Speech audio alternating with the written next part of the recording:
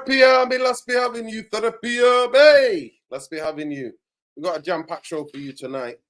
Unfortunately, we couldn't do it on Monday. Monday, hella busy. Hella busy, plus the football was on. Hopefully, Saeed will be with us and Tom will be with us soon. But big up to you, Therapy Army. Like I said, jam-packed show for you tonight.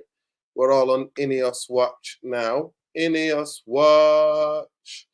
That's what we're on. Manchester United need a left back. The Ligt is a risk for me. And Eric Ten Hag, breaking news today. What happened to Eric Ten Hag's 3-year contract? Like some of these people have been telling people, man, honestly, the waffle that we've had to contend with for the past couple of months has been crazy. 3-year contract. I was like, I need to see that first. They were not giving him no 3-year contract when they were interviewing other managers in the summer. Behave yourself now. All they've done is self-preservation. They've got in Ruud van Nistelrooy as a backdoor appointment, as a plan B. And they've extended his 1 year. They just give him a 1-year extension. There's no new deal, no new contract. And anybody who tries to tell you otherwise don't have a clue what's going on. They just try to spin it. No spinning in this, mate. On this channel, we don't spin shit. We tell it as it is. But big up Gary. Gary Scott says, man, I hate stop yes. All getting gassed about the suits. They don't play ball. 100%, bro. Big up, Gary. Who are they signing? Who are they selling to raise 200 mil? Not a chance of what the wages they pay, mate. Facts. Big up, man, like Alien Tenno. Peter in the house. Big up Big Benz, man. Yeah, man. Big up Saeed in the house. Listen, take your time, King. Jump in when you can. Love. But yeah, that's the things to talk about now that even more breaking news. Let me get you up to date. I'm sure a lot of you have heard it. We've signed the goalkeeping coach from Burnley. That's who we signed as well. So yeah, a lot of things go on. A lot of things go on about what's happening with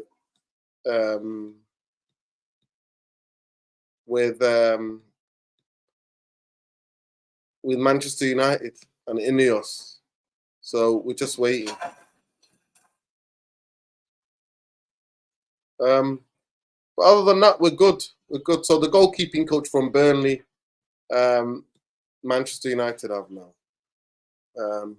So I just want them to go and get new injury and rehab guys. I need them to get rid of Triskel and those other guys. Why are we having Arsenal's physio? Why are we having Arsenal physio? Big up, Tom.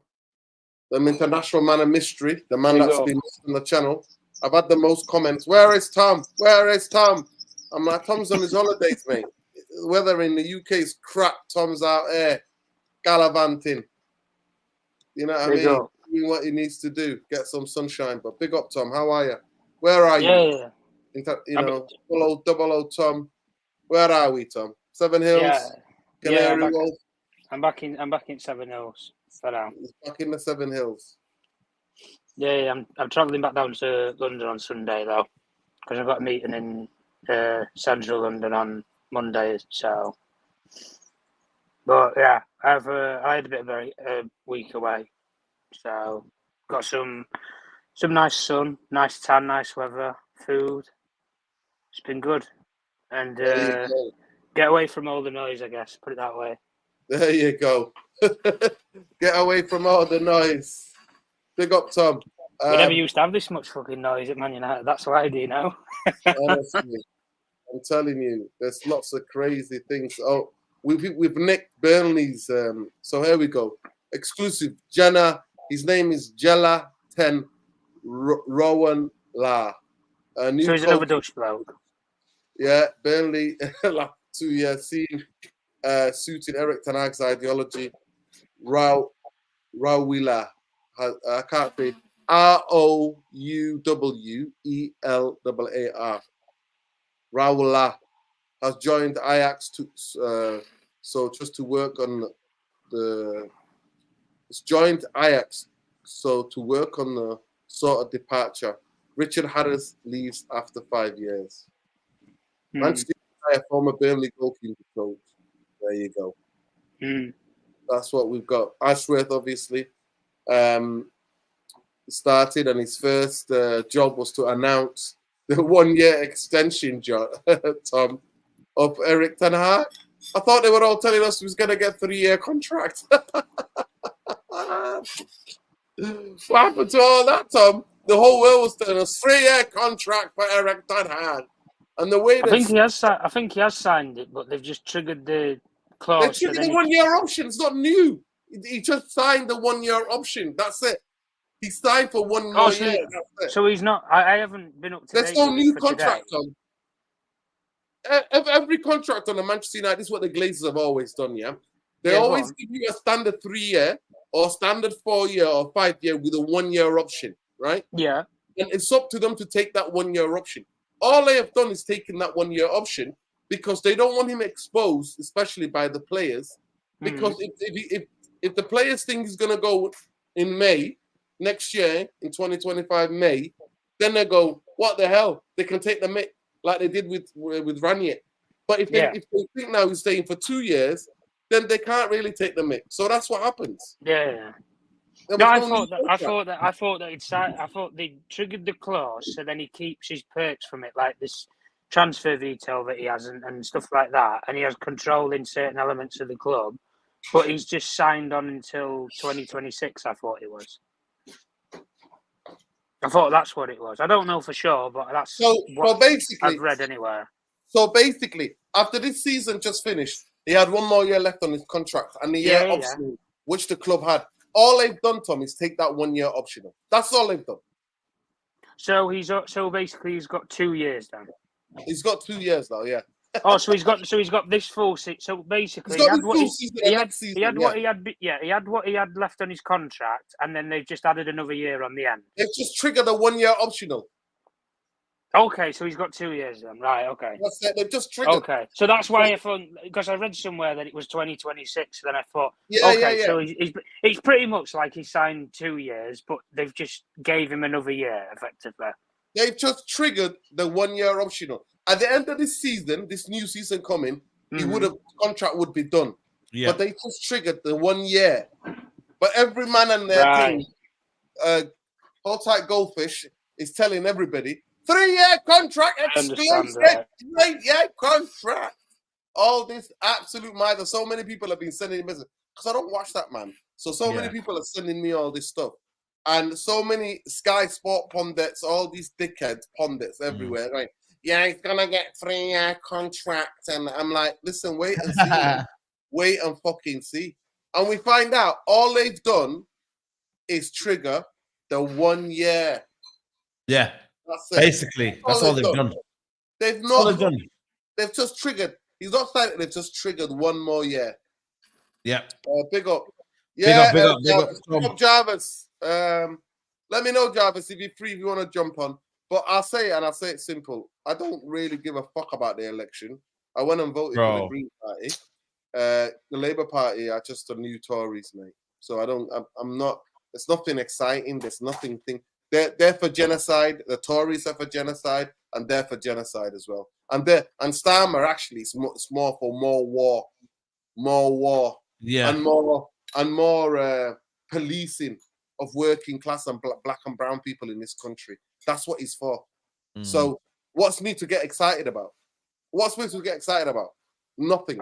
Nothing. He's for dragging the UK into more wars, more dumb American fucking policies around the world. That's what he's for. Look him up. He was part of the Trilateral Commission. If you know anything about your politics, look up the Trilateral Commission. Then you'll know. He's Britain's biggest cop, he was. Yep. So nothing for me to get excited about. Zilch to get excited about. Facts. They're going to privatize the NHS, so get ready, people. Get ready. Get ready. Basically, Ineos have put Erik ten Hag on YTS scheme. That's what it was. How you doing, bro? Big up to join. Yeah, all good. Big up to Tom. Big up to the chat. Big up to everyone who's here. Do you know what I mean? Big up Franco. Big up everyone, man. You know what I'm saying too? It's been a up and down day, sunshine, then it's raining, then it's sunshine. Do you know what I mean? So yeah, man, I'm all good, man. It's news, but it's not really news, is it? You know what I mean? It's like a lot of people expected it to be a 3-4 year deal, maybe, but he's actually basically got 1 year deal. You know what I mean? So can you really call it a backing? I don't think there is, you know. It's just kind of almost like another probation period. The Ten Hag inners get what they want. And I think also, if I'm being honest with you, you know, Ten Hag outers get what they want because it's like it's not a long stay, if you know what I mean. It's like almost like you gotta prove 1 year, and then if they do give him a new contract, it will be next year they give him a new contract, a further one, because they have to. You always said, Nordin, when you're in your final year, you have to give a new contract, right? So I always said, yeah. I always said, yeah. I actually didn't think that I thought they only gave that to players, you know, the 1 year optional. I thought they only did that with players, but it looks like they've done it with the manager. Jordan, so it's not about people being out. Yeah. Say that again? You should see the SAG statement, man. It's actually quite funny, man. You might laugh at it. I swear down. It's you have to pull it up, man. Bro, let me see if I can pull it up, because it looked like to me like, you know, they basically basically saying that we got the deal to make it happen and we kind of, you know, made it possible, etc., etc. So I don't know, man. I think there was the remix that the reaching remixes, mate. They tried to spin it and remix it. My guy only got 1 year extension. Yep. 1 year optional extension. It was optional. They just took the optional 1 year extension. So now, if they sack him next year, they'll have to pay him for that. Or if they sack him in January, they have to pay him. There you go. I just put it on there now. It's crazy. It says here it's been quite a roller coaster ride since Erik ten Hag has joined Man United more than 2 years ago, but I'm proud to be part of it. Today we can announce, look at the way they're saying it. Today we can announce that we will continue to be part of it. Erik ten Hag will stay in the red part of town for 2 more years. It was a pleasure working with all the people involved, from past to present. SCG is proud to have assisted both Erik and the new Man United leadership team in making the extension possible. I am very much looking forward to visiting Old Trafford again. So yeah, man, it's this is the remix, mate. This is the remix. Man, they're proud, man. Crazy. And then he went on to say, I would like to thank my management team at SCG who have supported me in every way on this journey. Kears, Bloma, and Kruffus have stood by me both personally and professionally. They've been pivotal in many ways, particularly in getting all parties aligned to continue this project together. I'm happy to be part of the SCG family. There you go. Bro, I'm telling you, man. Yo, my guy's moving like they got a 3-year contract, you know. Bro. Listen, my guy's moving like they got 5 more mil or 3 more million bonus, yeah? And that, you know what I mean, a bonus. And they got another 3-4 year contract. They haven't, it's 1 year optional, mate. 1 year fucking optional, mate. That's all this is, man. Let's not get it twisted. Well, that's all it is, man. And they're going on like it's some madness that's going on. Yeah. Do you know what I mean? It's actually going on like it's some madness, bro. But listen, whatever floats the boat in it, wherever, do you know what I mean? Everyone makes it feel happy. But for me, Nordin, I'm not mad, you know. I think this is just the same old. Like, Ineos, is this like a PR kind of stunt, you know what I mean? From the No. You know what? Genuinely, obviously, they didn't want him, right? They felt like they were forced to keep him. But they appeased both sides. Listen, both sides. Yeah. No, they bottled it, say. They bottled it, right? Yeah. They interviewed the managers right in front of his face, yeah? And the football world is really small. Everybody talks in it, right? Yeah, cool. So they did that. And then they bottled it and I thought, shit, we can't sack a guy who's won a cup. You know what I mean? Everybody's like, oh, trophy, but he got a trophy. And then the fan base, innit? You know what the fan base are like, innit? Yeah, of course. Without thinking. And I always said, how can you keep a manager after on the one game? Never sack, never buy, never hire, or never sack a manager of one game on one game. You judge somebody over the season. And that's what they did. At the end of the day, we judged them over the season.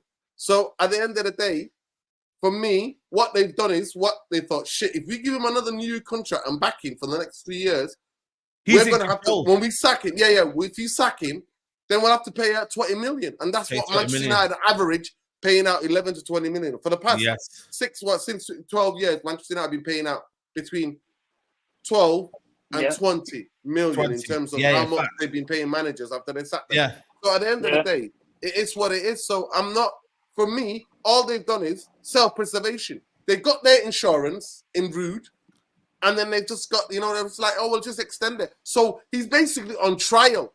But that's what I said. That's what it is. Yeah. He's on trial. So Yeah. everybody that was getting gassed about 3-year contract, But that's what I said, they've Nuruddin. got their Nuruddin, man. I'm like, no, This is you're why on I said it's trial, a mate. PR. This is why I said it's a PR move, because it's like you're basically keeping both sides happy, which is kind of mad to think about that. No, They're it's saying, not. You know what? I actually think they're not keeping any of us happy.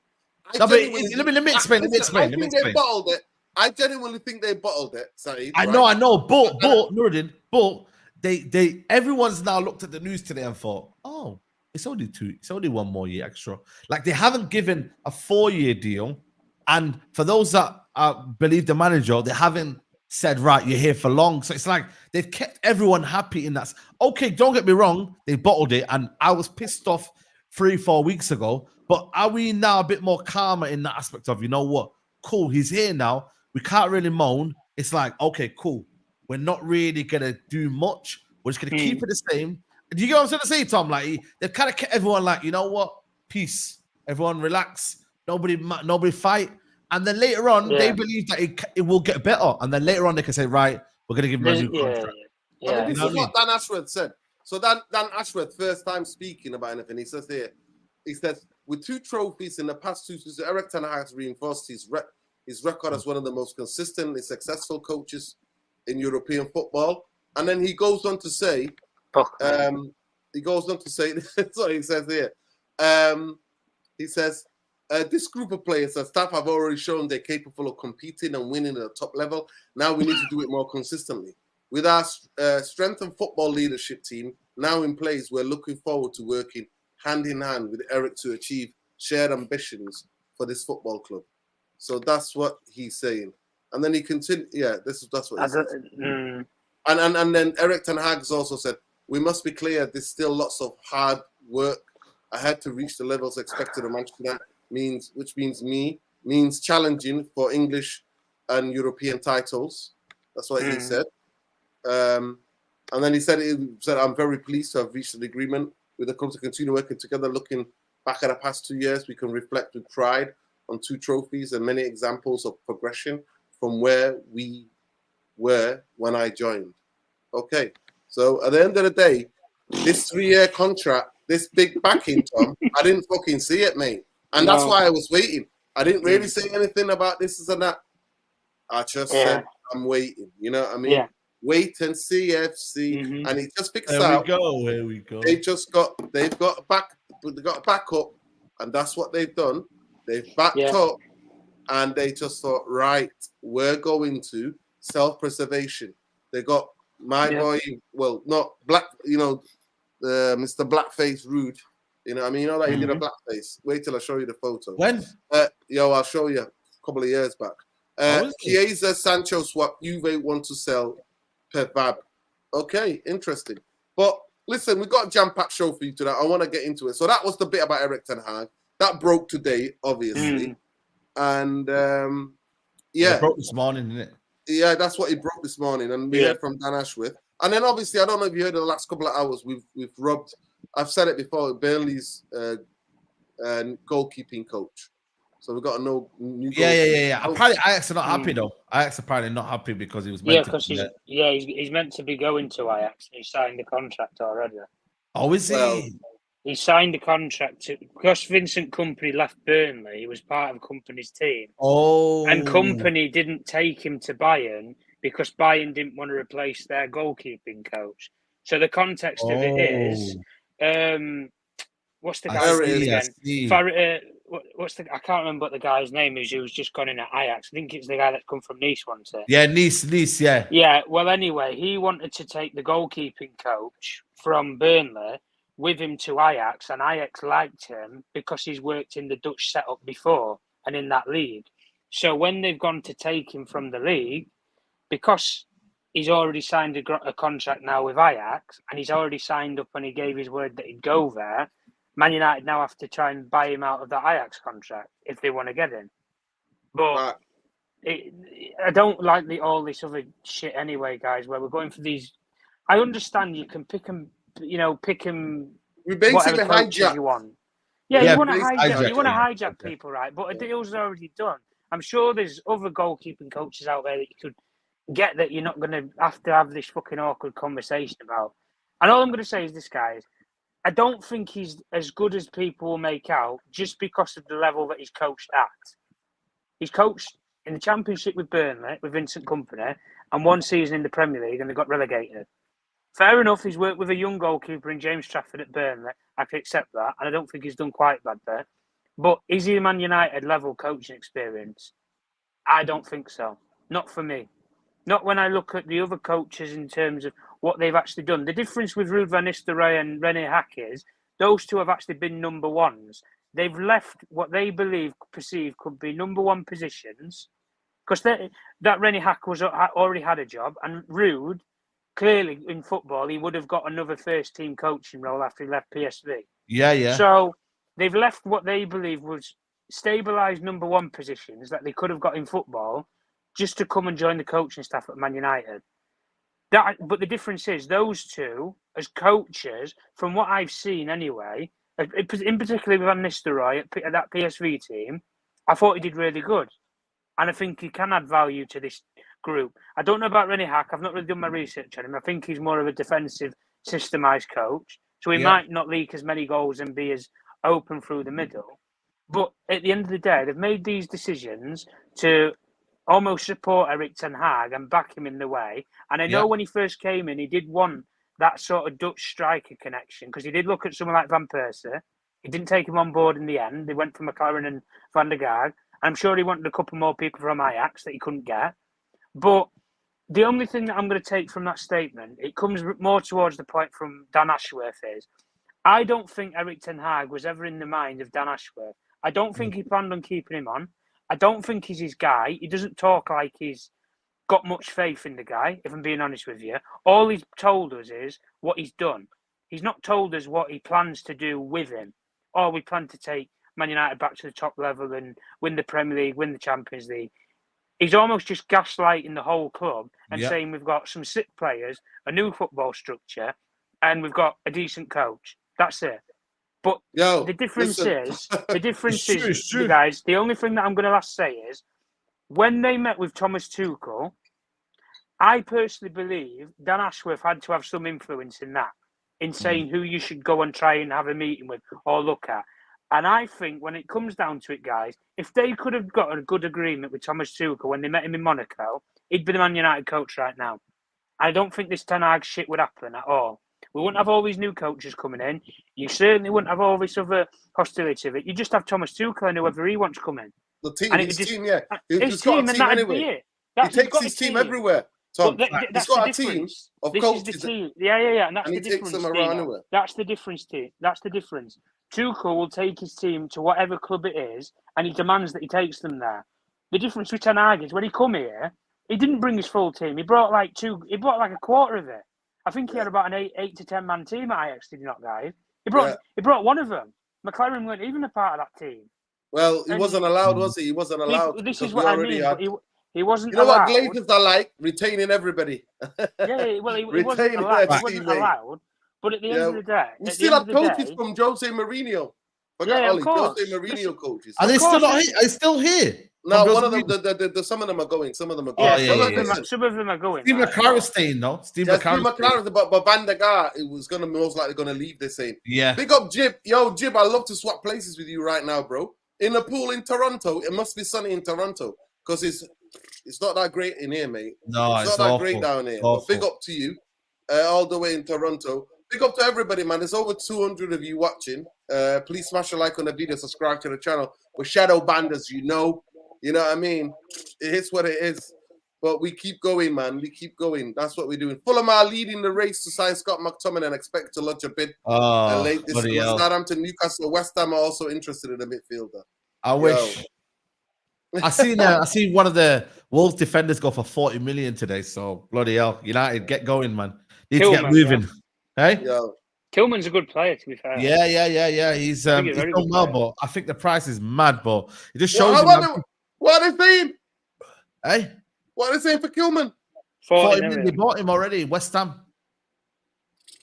He's a captain. He's been there quite a long time. He's Yeah. young.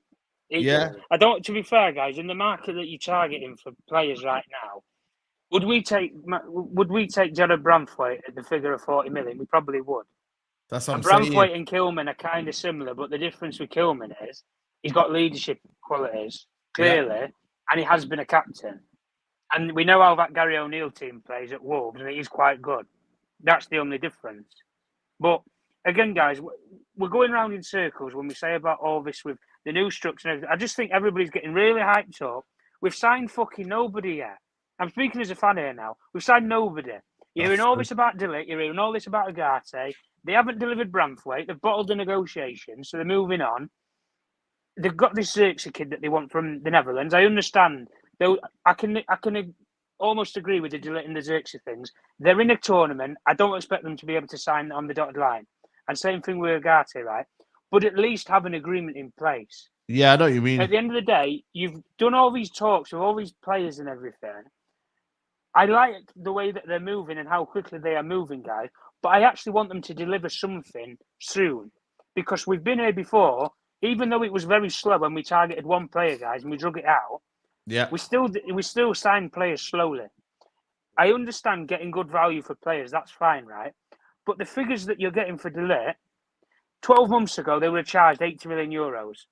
Facts. You're potentially getting him for 45 million euros. It's a fucking steal in comparison to what you would have had 12 months ago. Apparently 34 million pounds. Yeah, 34 million pounds. I don't think that's bad. Listen, that's a steal and a half. You can have your opinions on the guy and whatnot. He's still 24. He's still 24 for 34 million pounds. I'm worried about the knee, Tom. I'm worried about that knee. I'm worried about that. Did you not hear? Medical department's getting all glitched and glamoured. So don't worry. No. But this don't worry. The half one's still there, apparently. No. Listen, ACL recovery. That's what we need to do, though. You know, Ineos need to sort that medical team out. Yeah, listen, I don't trust Driscoll, and now we got Arsenal's physio. Why are we getting Arsenal's physio and doctor? Why? Why are we obsessed with Arsenal's what's going on here? Unless they're liquid SCG, I don't know, man. Listen, Mishrai, big up Mishrai says, don't you think we have triggered the extension until they agree a contract, because they didn't say himself they are completed negotiations. Complicated. Let me say compensation. Complicated negotiation. Let me say something to you, bro. Yeah. Right. Soon as the preseason starts, the focus of Erik ten Hag and the coaching staff is on the football. Fact. No distraction about signing a new contract and stuff like that. So what they'll do, if he succeeds and he does well and makes it till the end of next season, they'll sit down with him then to sign a contract in that summer. They were not gonna go and try to mid-season unless he's doing extremely well. Gonna try to approach him to sign a contract. It doesn't happen like that. With players, you can negotiate and stuff like that. With managers, they have to focus, and you can't be doing that while the season continues, because they've got a lot of things to do. They're going to be busy with lots of other things. So this is what they've done. They've just triggered that extension. Boom, put that in the back burner.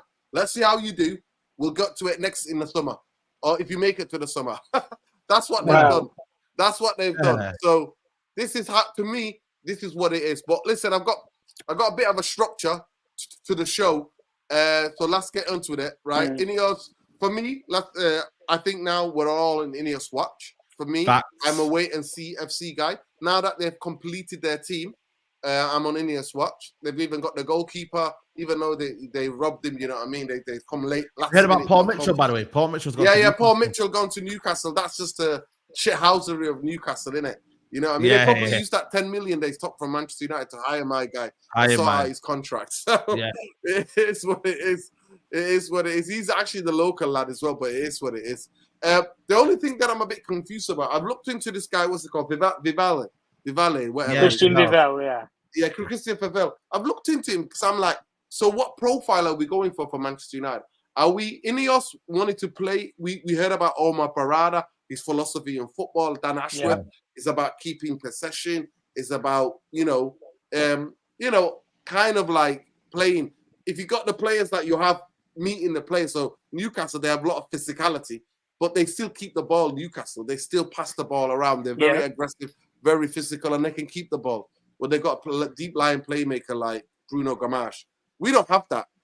And then I've been looking into even further into this guy, Ugarte, and I look at him, I think he's just a Fred. He's not that quality on the ball. Nah, he's good. He's good. He's good. Trust me. No, but it's you're gonna like him. You're gonna like him. Listen, no. He is an energy go.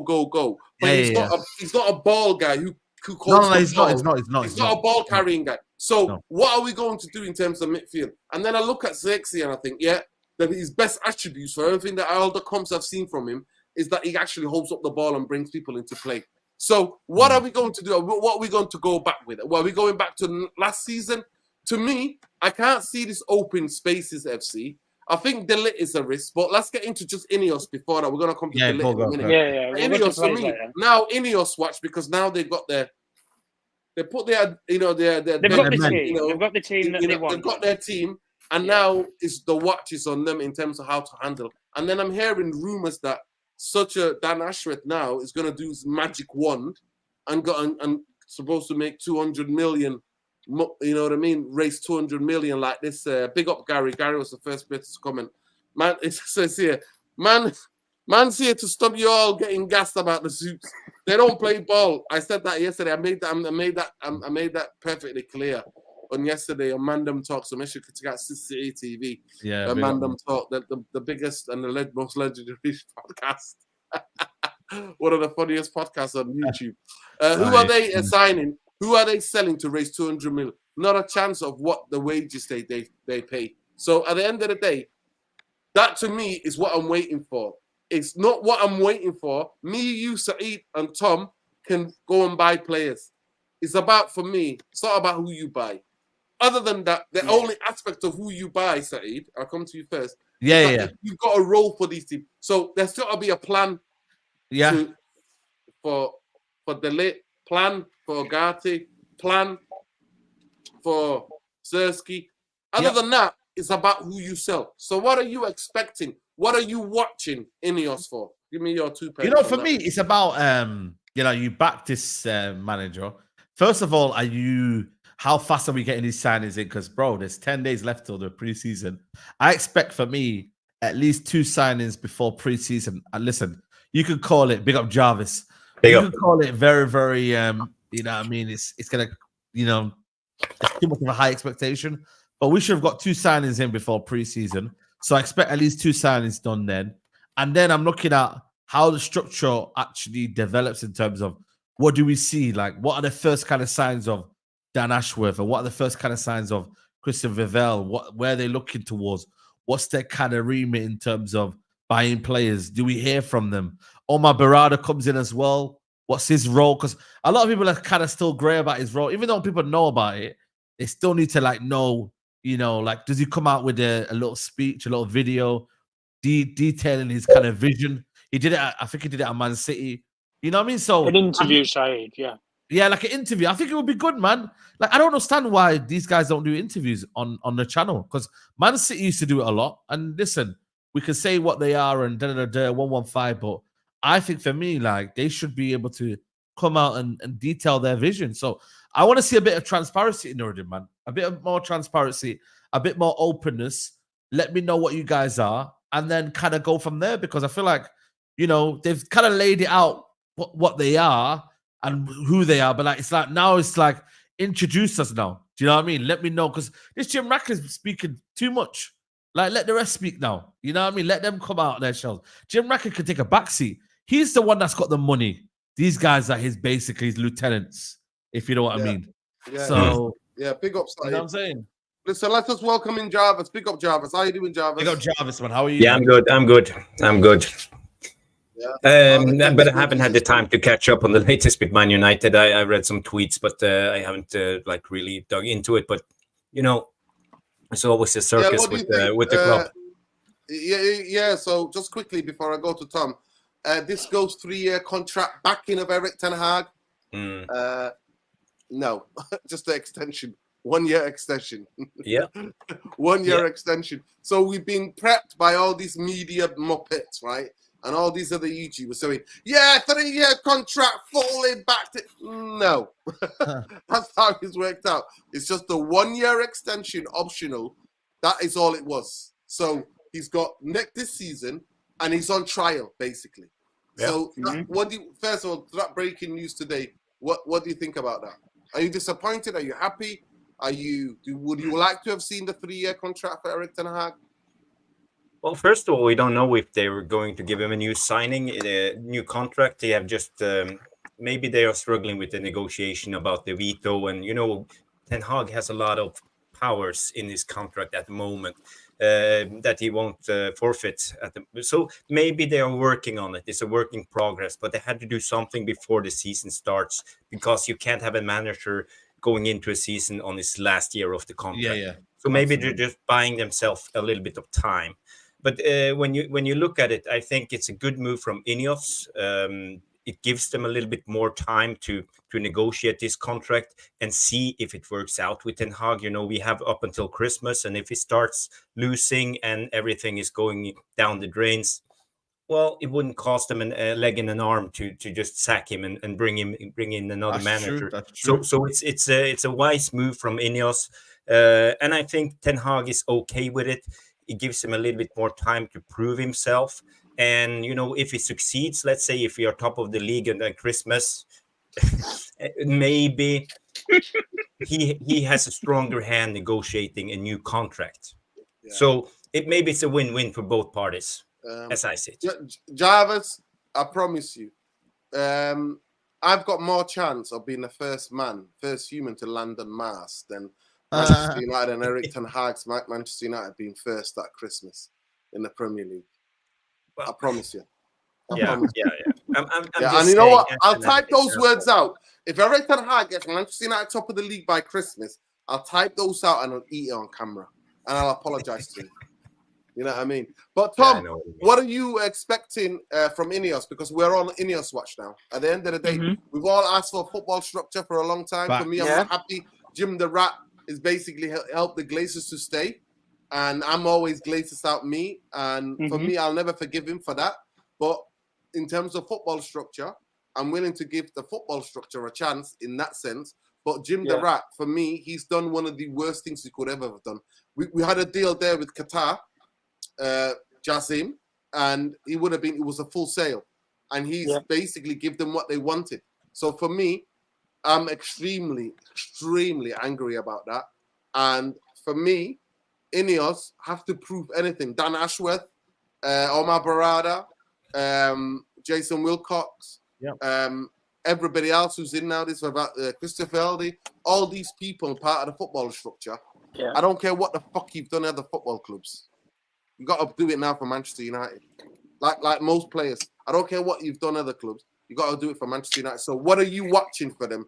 Because that's what I'm on watch. Saeed's saying he wants more communication. He wants people to come out and explain decisions. What are you hoping from them? I want swift action when it comes to incomings and outgoings. I want to see that we're not being taken for fools and we're not taken for mugs. I think they are taking that stance quite well. They waited out for Ashworth and they ended up getting him a lot sooner and for a lot cheaper than what I think a lot of people expected. We haven't been bullied into paying over the odds for Branthwaite. We have moved on to another target, and who knows, we might end up signing both of them. We are negotiating with players quite well. I think we're building a lot of good relationships with agents. And the one thing that we haven't had when we had John Murtough in control of the football department was people who actually had contacts and who actually knew how to negotiate with certain agents and if they've worked with them before. So having those relationships and having those people who can almost put you in the right direction with who you need to speak to, and if they've worked with them previously and they've done decent deals or decent negotiations, you're going to get a good deal out of it. And I think Omar Barada, when he's had the role at City, he apparently negotiated a lot of player contracts for players who was coming and renewing at the football club. So I think that bodes well in terms of when we actually sign people up and we're going to negotiate for wages and maybe a transfer fee. I think Dan Ashworth's credentials is probably more to the point of he knows the right sort of people to bring in under his team, and they give him all the answers, and he effectively makes the final decision with what's put in front of him, and he holds the brunt of it. And, you know, I already knew what I was getting with people like Jason Wilcox from what I've heard with conversations about the guy. I think he's a decent person. I think he's probably one of the more underrated appointments that they have actually made, because I think that bonding link that you need with the manager, and almost to influence the manager to say, this is the way that we want to play as a football club. I think a coach does need that almost sideman there to say, if things are going a little bit shit, here's an idea. Here's a young kid at the academy that I think you could use. And again, with the Vivell guy, the one thing that I like about Vivell in particular, guys, is I like how he's used a lot of. He's got a lot out of very little resources at clubs in terms of money, and he's made superstars out of them. For example, in that Red Bull setup, while he's been involved in it, that's the one I was going to say. There's been players like Haaland, Mane, Gvardiol, and Kunku. There's been so many players that he's apparently had a massive influence over recruiting in that setup. And I think if you can bring that to Man United, when we've been thinking about it for over the last, 10 years, really, guys, why we don't target the South American market for £5 million players? And bro, that's what I keep saying, man. That's the American market. Chelsea are doing one in that. Why can't we have a Benjamin Sesko come through our ranks and we sign him at 17, and then by the age of 21 he's ready to go at Man United? Those sort of moves and stuff. But what I expect from Ineos is I expect transparency. I want swift moving action in the transfer market with recruiting players, but also getting rid of players who aren't good enough. And the policy that I hope Omar Barada and Wilcox bring from City to Manchester United is you get 2 years at Man United, and if you do fuck all, you're out the door.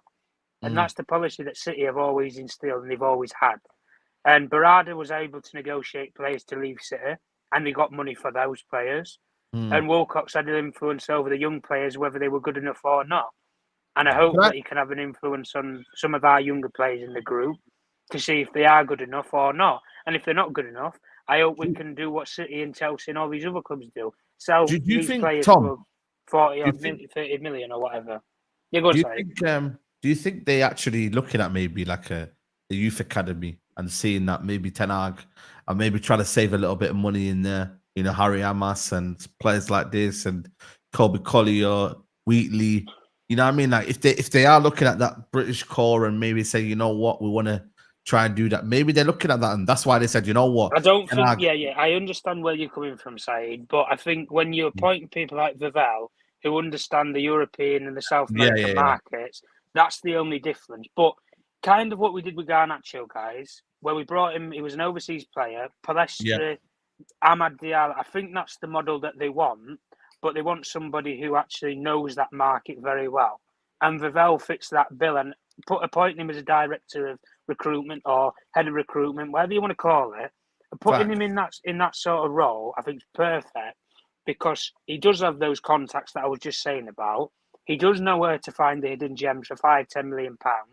Talent, we were all sitting there shitting a sense, thinking Dan Ashworth's talent ID can't be that good if he didn't do a background check on Tonali. I know that he's a gambling addict.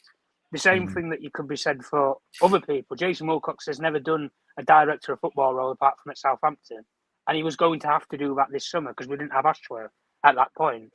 But the point that I'm going to make is when you've got all these people with all the... When you think about it, guys, 12 months ago, you had Richard Arnold, John Murtow and Matt Judge in 3 of the most high senior positions in this football club. And now all of a sudden you have Omar Barada in this club, influencing it. You have Jean-Claude Blanc, who's got a very good wealth of experience in football and negotiating deals. You've got Dan Ashworth, who, wherever he's been... And by the way, Tom, let me just stop you there. Yeah, go on. Right, he starts... You what, sorry? Say that again. Barada starts on the 7th. The 7th of July. Starts. I think it's the end of this month. I think it starts. Is it the end? Yeah. Next week or the end of the month. I think it is 22nd of July. It's somewhere in July. Anyway. Yeah. I don't know why I heard the 7th of July. I don't know why that. No. I We'll don't find think out, it's we'll as find soon out. as that. I think it's at the end of July, but I'm not sure. Anyway, what I was saying was you've got all these different people in this club now, guys. But the difference what they had in comparison to what we had 12 months ago 13th. is 13. So Okay, next- that's not too bad. yeah, So about a week. not Looking not for this some. week, not next week. The following week it'll start then. Yeah. Yeah. Like I'm saying anyway, guys, the point I'm trying to make is we have all these different football experts now in this club. There's no excuses to say that we don't have the right sort of people in these positions now. So decision making can and should only get better. Everybody makes mistakes in the market. We understand that. But so long as we're not going to make mistakes of paying £80 million for a player we're not sure about, I can accept that. But if they are going to pay £80 million for one player, guys, at least we've got football experts who clearly think that it's worth paying all that money. I'd rather have an expert analyse, is it worth the risk or is it not, than just pay it and take the risk anyway when you don't really do a background check to see if it is actually good enough, what you're buying for players. But like we were saying before anyway, guys, this structure, it sounds good, it's acting good for right now, but they've delivered a zero. They've delivered nothing yet. Yeah. So don't get too hyped. When we get to the end of the window, guys, you can judge them on how they've done business. And then it rolls onto Erik ten Hag and how he can then evolve with what the structure is giving him, because he's brilliant working under structure, everybody keeps telling me, at Ajax. So let's see him work under this structure at Man United, which I would argue is better than what he had at Ajax. So let's see it work to fruition then. And we should see what Ten Hag's been saying about for the last 2 years, which is we want to play fluent transitional football with a discipline and control. Okay, I want to see that now. There's no excuses. You don't, in particular, make the decision on players, but you have a say in it. That's fine. But I want to see you play consistent style of play now. There's no excuses. Big up, Tom. Java, same question to you. What are you expecting from Ineos? Because we're all on Ineos watch now. They're here now. What are you expecting? The thing is, people haven't been talking about one thing. That's the multi-club model. We are talking about we have to have assignment. We have to have scouts in South America, in Africa, in all over regions of the world. But for me, I think the multi-club model will fix this. I think we will see an Ineos club in South America, in Asia, and in Australia, and whatever. And it's not an immediate success. It with the effect, it will take maybe 3 to 5 years for this to come into place. And this is where Omar Barada comes in. He will take care of this multi-club model, and also Jean-Claude Blanche will also do this. They will be a part of the clubs all around the world. So I think we will see Man United scouting and buying these South American gems in a couple of years, but not this window. It's too soon. Now we will focus on what we know, and we see we are linked with Dutch players. We are linked with what Ten Hag knows, and a little bit of the British market with Brantwaite and other players like that. But I think we just have to prepare this window. We will sign a lot of Dutch players, just the way it is, because Ten Hag has still the veto, and he's working with Ineos now to try to sign them. So for me, I expect this to be not a quick fix, but we have to be patient. And if Ten Hag don't succeed, there will come in another manager and do a good job, because Ineos have set the premises of what they would like to happen with Man United. And I'm very excited by this guy, Christopher Vivell. He looks really good. I am. I can't lie. I think he's going to come in, and give us like a modern approach. And also his networking is going to be key. I really think his networking is what we need to be focused on in more, because of the fact that he has links to other clubs and we could benefit from that. You know what I mean? I know it's short term. I know Nora didn't talk about short term. Why is it short term? But we can benefit from that. I think we could just use I think they're confused about. Yeah, I think they're confused about the direction to go. I really think that. I genuinely think that. That's why, for me, RP Leipzig, and then we were told that Omar Barada believes in kind of a like technical football, other than high pressing football. So it's going to be very interesting. But I'll stay with you, Jarvis, quickly. The Ligt most likely is going to sign 34 million. I'm going to lay out what I think. I actually rate him as a player, but I thought that the first move for him from Dave Dot was a bad move for Juventus. He should not have gone to Italian football. Italian football would not have suited him. I think he went there for a lot of money, went to a club that's in chaos like Manchester United. Some people would say that he's coming to a chaos club as well. By Munich, though, I think he's done reasonably well. I'm worried about that knee occurring injury. It keeps occurring. And that's one thing. He's 24 years old. I think it's going to be a tough challenge for him in the Premier League. Erik ten Hag, for me, would have to do 360 degrees in terms of change and rotate players so players don't get injured. And also, he can't have open wide basketballification of football because players will get injured again this season. So it's not just what you're buying him for, it's the type of football we're buying him for. The type of football I think he will thrive is the fact that if you stay close, if you stay compact, if the team is closer together, his agility is not that great. Pace is all right once he's get going, but it's not the quickest.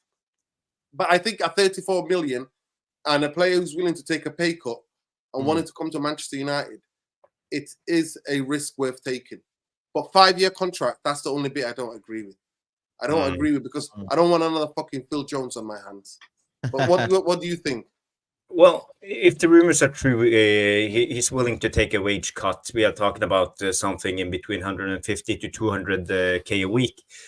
So it wouldn't be impossible to sell him in a couple of years if you don't hit on. It wouldn't be too high of a wages. It's not like 350 or higher.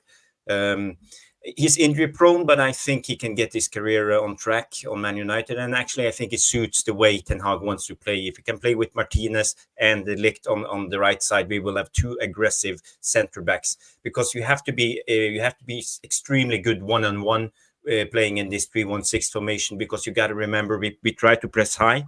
We have five lanes up on the pitch and one extra man always in high pressure when we are attacking. We have one sitting midfielder and 3 defenders. So they have to be able to be comfortable playing 1 against 1 when we lose the ball and be able to swoop up when Bruno misplaces a pass or whatever happens on the pitch. So I think the Ligt will actually suit us really good in his aggression. The only thing that concerns me a little bit is his recovery pace. It's not bad, but it's not like super. It's not like super. He used to be very agile, Jarvis. But then I don't know. He's kind injuries, of mate. Injuries take an effect. Injuries take an effect, and that's why I worry about in the Premier League because, bro, you're gonna have to humble yourself. The Premier League guys, it humbles you. You'll get this guy come out of nowhere. This championship, the Ipswich will come out of the Premier League and be like this fast strikers up front, and he's just going past through De Ligt. And De Ligt's like, hold on a minute. No, but Saeed, it's about how the team is structured. I know. It's about the team, how the team's structured. It's about how this is why we need to get Brand for it as well, because he's got a bit more recovery pace. Watch him, he'll make a mistake, but then he'll come out of nowhere and he's got his long strides, and then it's like he'll recover nicely. I'll tell you who shocks me. That I didn't know. Gehi is fast. His recovery pace is unbelievable. But he's a lot of money though. They want, and he can actually play football. 65? No, not 65. 50. That's what they want. That's what they 45 want. for Braithwaite for me. But and that's add-ons. That's plus add-ons. 35 and 10 million add-ons, mate. These guys are like, yo, get your money out, man. Jim Ratcliffe, get your money where your mouth is. Listen, walk the fuck away, mate. Walk the fuck away. They're like, yo, Jim Ratcliffe, billionaire owner. Walk away from me. You know what? Send Tadibo on loan and get Tadibo in. I'd rather take Tadibo than Braithwaite. You know what's mad, yeah? Do you think clubs would look at United? And Tadibo's quick. Mate. Do you think clubs will look at United and think, oh, new owner, fresh money? I know he hasn't got that money. But do you know? Now, be honest though, like they'll look at. That's what Everton are thinking. They say, "Yo, you ain't spent nothing. Why are you being stingy for? Get your money out, man." Yo, hey, listen. Nobody's talking about it, and I want to ask you this question: why nobody talking about the fucking left back? It came out that the club will give you. Listen, we're giving. Saeed is 18 years old, bro. If he had something, I think he's younger than that. He's younger than that, isn't he? Listen, yeah. If he's got somebody to learn from, then yeah. we can slowly bed him in, bring him in, take him Malacia, out, new bring him in. signing. New signing, Malacia. That's that. You know what? His career might be over. So let me just break it down for people who don't know. Bro. Yeah, You know? so people don't know. So basically, they were getting him injections. Erik ten Hag and the medical team were basically asking him to play and through a lot of pain and giving him injections. Then he had the fucking operation. The operation actually made it even worse, the problem. I So it's botched up. know. And if somebody who suck out there, they had to have another operation. So we don't know, is it going to come back? The club have done this to people. They've done it to Paul Pogba. I told you. Sandro Martinez is another person who suffered from this bullshit. Luke Shaw is also somebody who's been asked to play when they're injured, and you know where they are. Apparently, he might be fit for England on Saturday. Martial. So the club have damaged players like this before. I hope that stops me personally. But with Erik ten Hag and his style of football, you don't fucking know. So I'm asking for you in terms of what left back Manchester United need, because I think the days of relying on Luke Shaw are done out here. For me, he's a back burner, man. Right, well, and if any of them, listen, and if he's face fitted, Saeed, if you know what I mean, if he's face fitted, they would have been hounding him out of this football club like they did with Martial. So let's not even go there, eh? Let's not open that. Yeah, and he's got more injury. You know what I mean? So yeah. So at the end of the day, why is the club not talking about left back when we need a left back and it's a balance? When we had Wan-Bissaka playing there last season, we had Lindelof playing there. They didn't start, but then it's kind of calmed down. They were talking about new left back, weren't they, Jarvis? And then they just for some reason it's kind of calmed down a little bit. So we've had the Turkey one. We've been on balance. Yeah, we've been on balance majority of the season. Yeah, Kodoglu. We've been on balance. The guy that we've been linked with consistently is Kirkuk, innit? I don't think he's ready, man. I don't think he's ready, man. I'll be honest with you. 20 years old. So go on. Who do you want, Saeed? Talk to me. I want the Turkey guy. The Turkish one. The Kodoglu. He's been excellent for Turkey. I think he's been good. I never sign a player of an international couple of games in international tournament. Yeah, I know. But apparently he's quite good for Fenerbahce anyway. The Fenerbahce, the Turkish fans always say like he's been playing well for a while and he's just only getting his praise right now. You know? So it's one of them. That one Kirkus, Ait Nouri, but apparently Liverpool are gonna get him as well. Liverpool and Arsenal and you gotta be quick, guys, man. You gotta be quick, We can't be just Yeah. Do you know what I mean, guys? I'll be honest with you. You gotta be quick, Can't be messing around, Can't be messing around. I agree. We have been linked to a lot of players, but the one I would actually go for is this. Isn't he a left back? Robinson plays at Fulham. I don't rate him. He's too stiff. He's too stiff. Honestly, he's too stiff. Al-Nouri is so much better than him. Richardson and Al-Nouri, different levels. Absolutely different levels, honestly. He's too stiff for me. He's too stiff. He's not agile and, agility-wise. He's just a strong runner, too, like that kind of bodybuilder type of guys, man. He's not, honestly. He's not, like, defensively. He's lapses. And forward-wise, he's not. Al-Nouri's the guy that I've watched live, Jarvis, and I've been impressed with, and I've watched live. Al-Nouri. Oh. I watched him. Quality. Yeah, I watched him and I've gone, ooh, yeah. What about this guy everybody's talking about, Miguel Gutierrez? What about Gutierrez? You having this? Gutierrez? Yeah, Gutierrez is good as well. Again, it's one of them where, do you know what I mean? Is it we should get him or not? You know what I mean? It's a bit of a funny one, that one. I can't lie. I don't know what to actually Bradley go Loco. for. Who does Bradley Loco play for? Bradley Loco. Remind me. I'm not sure about that one. Misseltat. I saw him. He played. Yeah, he's the one that Austria. I know. Is that the German left back? I think it's German left back. He plays for Stuttgart. Hey. So that's a shout in that regards. Yeah. But you know what, man? You got to stay in the Premier League, man. You know what I mean? And go there. Yeah. This is what I'm saying. So for me, it's Al-Nouri. If you stay in the Prem, it's Al-Nouri. And he can be cheap as well. He's consistent, man. He's consistent. He's quite good height. He's quite good height. I've seen him actually play in a back three for Wolves. In a back three. He's got a good height on him. He can go up and down. And his actually technical skills is really good. He's strong. He's quite technically flawless, man. Yeah, technically really good. Yeah, this one here. He's a bit clunky. I like him, yeah, but he's more about power. And I think his injuries will catch up to him, man, with that, man. I'm not sure about that, you know. Who's that? I'm watching for USA the other day, and it's a bit clunky. I don't know what it is, you know, guys. I'm not sure about him. I think he's good, don't get me wrong, but I sometimes aesthetically and maybe technically, could he survive? I don't know. Mendes would never get him from PSG. Never. No. Never. Yeah. You know what, Fernand Mendy? I can't lie, you know. He's a decent left back, you know. He's 28.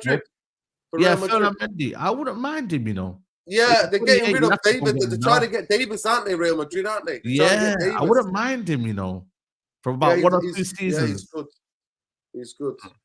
You know what I mean? He's too old for the Ineos setup. They are going for. Do you know the guy that I loved?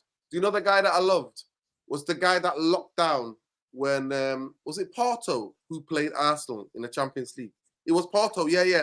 The Porto left back, the Brazilian guy.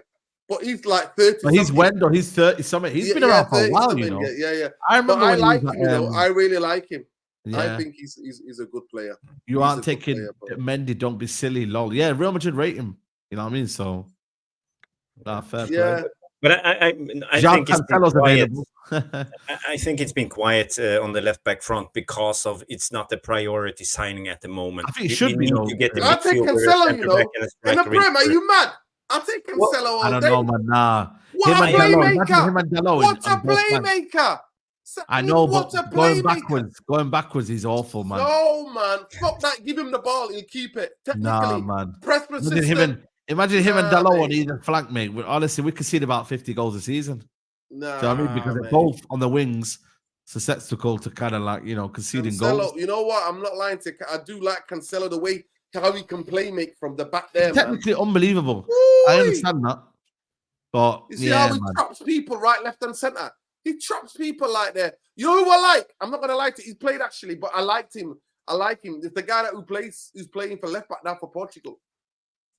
Oh yeah, that's what I said to you. Nuno Mendes. Yeah, Nuno Mendes. Yeah. But he's untouchable though. He's untouchable. Yeah, that's what I'm saying. But Mourinho, will he sell us that player? I don't think he will. United after one player, he'll be like, no, you're not having him because he's a manager of Fenerbahce now, and he doesn't want to lose. Nuno Mendes play for Fenerbahce? No, he plays for PSG. I'm saying the guy at Fenerbahce, the Turkey left back. Oh yeah, Mourinho's the new manager. He won't want to sell to United. No, Mourinho won't want to sell us. Mourinho won't want to sell us. Listen, the last topic of the show tonight. I'll just quickly go to it. Let me just get my thing up. Let me see what's the last topic on here. The Ligt we talked about. What happened to Newcastle? We talked about that. Left back we talked about. To be fair, actually, we covered it all. But what are you hoping for the new season, Saturday? In 10 days' time, Manchester United. Yeah, we play Rosenborg. We play Rosenborg. Rosenborg. You're going out to America with a big 6 to watch. Yeah, 22nd. Go for the Arsenal game. So it should be a good vibe. Where's that, by the way? LA? You going to LA? LA, yeah. It's in the SoFi Stadium. It's like, I think Arsene Wenger owns him. You know what I mean? Also, just quickly, Nordin, what this Glazers here, what did they miss out on? They missed out on a bit. They missed out on an MLS team. Big up. Hold that. They missed out on an MLS. Joe Glazer wanted to buy. That's the Glazers, you know the money that he's got from. It's not enough now, is it? From Radcliffe. He wanted to buy a club, and basically, he missed out, mate. They're like, yo, we know how you treat clubs, mate. We know what you do to Manchester United. Yo. It's a women's team, apparently. Wow. Yeah, it's a women's team, MLS team. Yeah, he missed out. Are they meant to be like the next one up? Like, what's the history behind them? Does anybody know? Yo, I just seen the quote and I'm like, yo, the Glazers do what Glazers do, innit? Glazers do what Glazers do. And I just hope that people are aware of them and know that they're just a bunch of bluffers, man. The last thing I want to talk about quickly. Manchester United have sacked 250 people. I just want to put this in context. Yeah. Me and Sati know people. Manchester's not that big people. We know people who work for Manchester United. Actually, Manchester United, Jarvis, you might be shocked, they're not the greatest payers because they bank on that you're working for Manchester United, one of the biggest football clubs. And some people used to like the perks. They would get FA Cup tickets open to them first if they and their family want to go. They would get the transport there and back. Now, Ineos has taken those two things away, and already these people were not on a lot of money. My friend who's been working there actually was in a quite senior kind of role.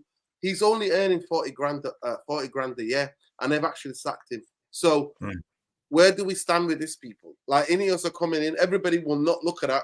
They've shown what they've done to the women's team, and now we're saying, I don't know, have you heard the latest? Yeah. But we're asking the women's team to be based, have a guess where? In Leeds Sports Village? No. Where? They're going to be St. George's, where England national team play.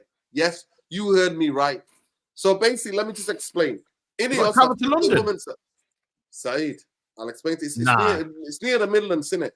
It's about an hour and a half away, but it's near the Midlands, isn't it? It's near Midlands. Okay, right? okay. And that's what they're basically saying. So they've built them a new training after the way they treated them, where Casey Stoney walked away from the football club because of the way they treated the women's team during lockdown. Yeah. So they built them a new facility, and now because they're building a new men's facility, men's have gone in there. So now they haven't got training facility, and Manchester United are apparently in conversation with the England national team and St. George's to have Manchester United women's base there. Wow. What do you make of that? That's poor, man. That's poor. That's crazy, man. Couldn't even get one in Manchester. Nah, man. That's again. This is the things, man. Where the Glazers, I can't lie to you, they're gonna get a lot of heat from, man. Do you know what I mean? Everything's all rosy now, but like you said, man, wait and CFC. You know what I mean? They got. I'm just giving them time to rectify their mistakes and almost like say to themselves, okay, cool. We're doing something wrong now, but we're gonna rectify it and we're gonna make things happen. And there's a plan behind this. Do you know what I mean? So I don't like it. I don't like like I said, the staff shortages is not nice. You know what I mean? Again, the way they sacked them, Saeed, by the way, if you calculated all apparently the wages, the woman that sacked them, you know, some woman who's involved in it. 60 million they're saving United from it all. 60 million. Yeah, I know.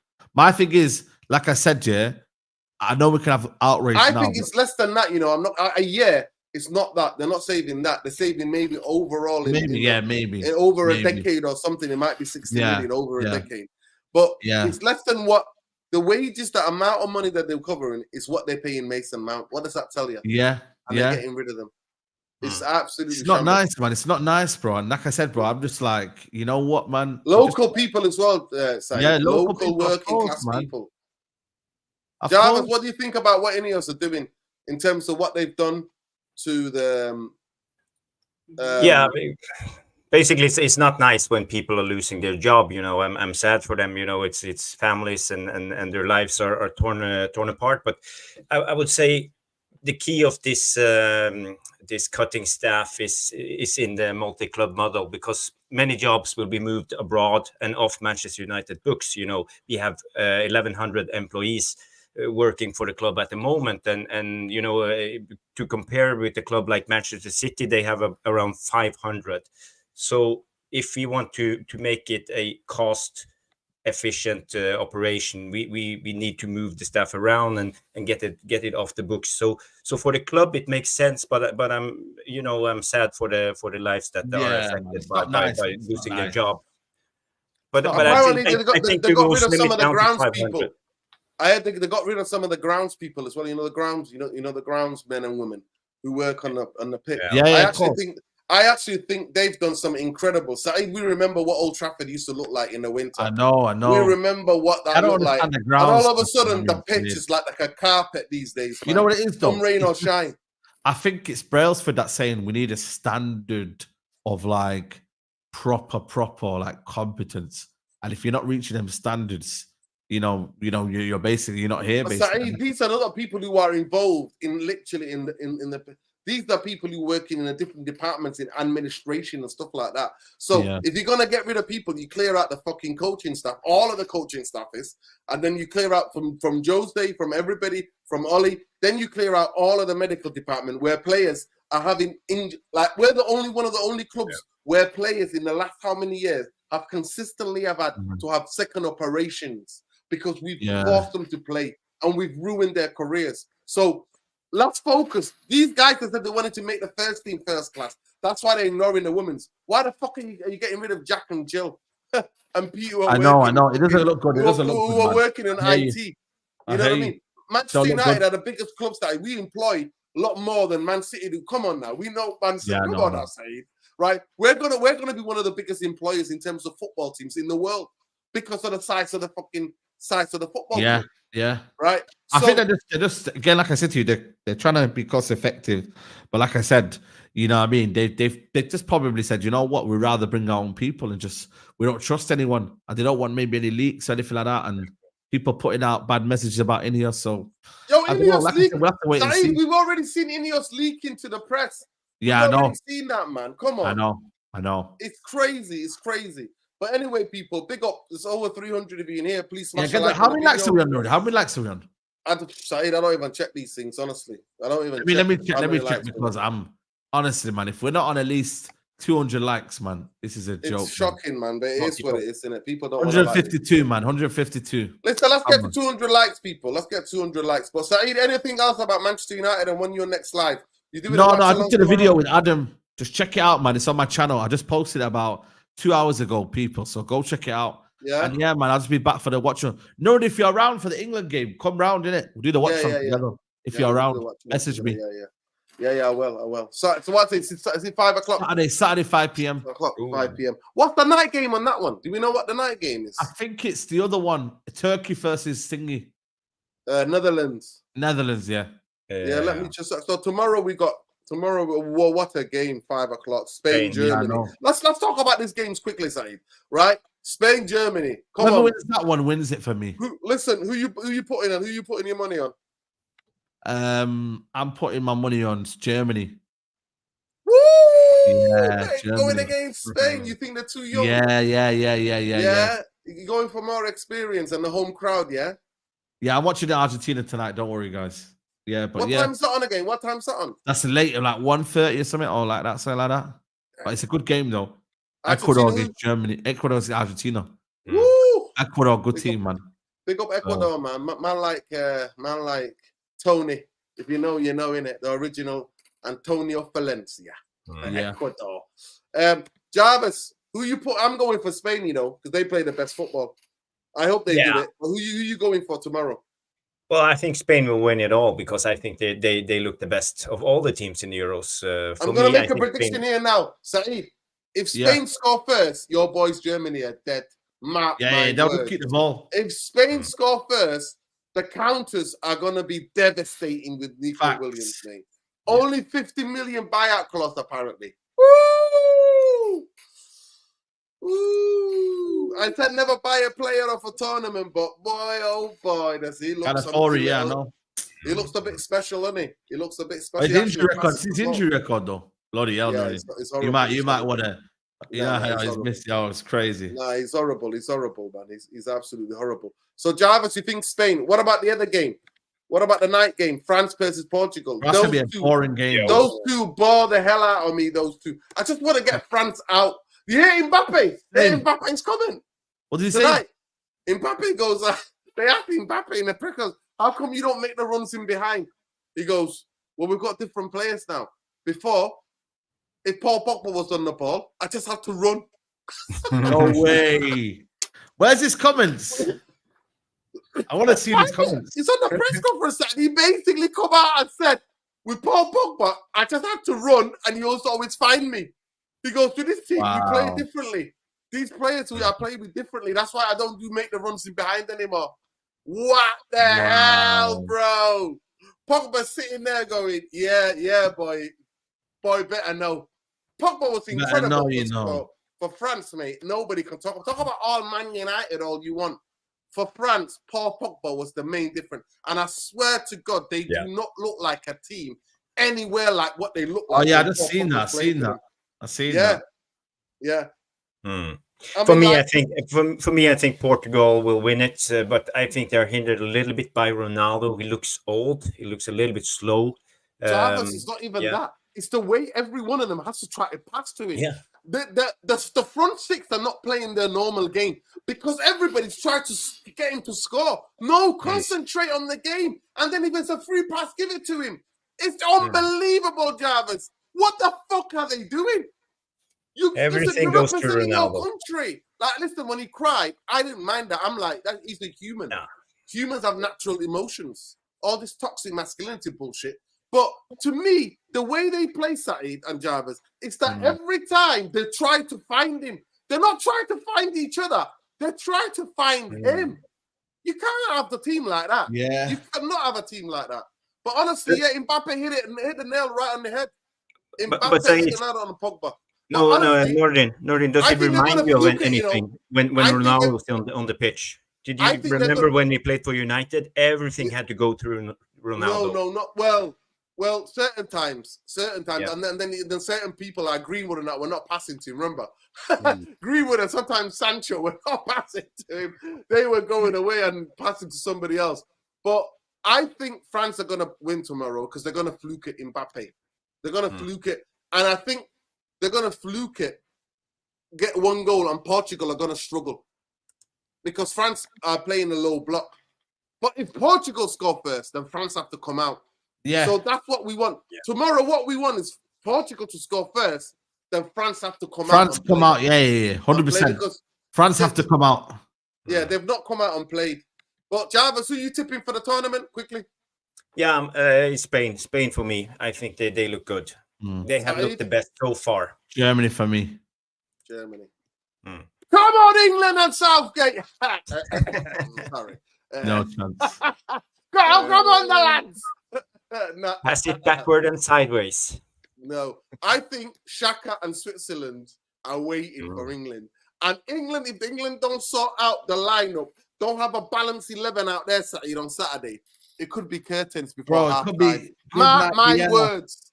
Good night, Vienna. My words. But if England don't sort out the balance and put the right players on the football pitch with the right tactics, it could be over by half time. Vienna, man. Good night, Vienna. Good night, Vienna. Yeah. But anyway, big up people. So Saeed, you're live tonight at 1:30. Tonight at 1 o'clock-ish, we'll be live. Yo, people, if you're not subscribed, dedication, man. Yo, go and do it, man. He's doing it. He's doing a midnight. We call it the graveyard shift. Saeed's on the graveyard shift tonight. So watching Ecuador, Argentina. Go and check out Jarvis. Your usual channel is Man UFC Real TV. That show that you have. And what time is it? 9 o'clock on the Mondays, 9. We have been doing 10 o'clock now during the Euros because of the late game, but usually 9 p.m. Mondays. Yeah, man, big up. Listen, I'm gonna be watching that game. I might react to the Germany and the France and it's Germany and Spain game, and then the France and Portugal. I might do a match reaction. But big up, Saeed. If you're about tomorrow, let me know. I might come and see you just for you to show me. Yeah, let me know, man. Let me know. React on the phone. But anyway, just come down, man. You know what I mean? Everyone's welcome, bro. You're always welcome, man. Bro. Yeah. We already see. Don't worry, I won't be knocking on the door like. No, don't knock like that, mate. You know what I'm saying, bro? It's giving me a heart attack, mate. I'm telling you. Yo, hold tight, get grits, man. Big up to you. Big up, man. These guys killing me, Big up, man. Big up the Big Six crew, man. That was crazy what happened last week. But anyway, love and like people. Saeed TV across all social media. Jarvis Cocker, Bowley 77. Monday at 10 o'clock, Jarvis Corner. Mr. Structure, United Real Therapy. That guy Red Devil on Twitter. We made it to 10K. Let's go to 15 now, people. Road to 15. We're shadow banned, and we always sign out and we say free fucking Palestine. Free Palestine. Free Palestine. Mohammed Hassan, GGMU, free Palestine.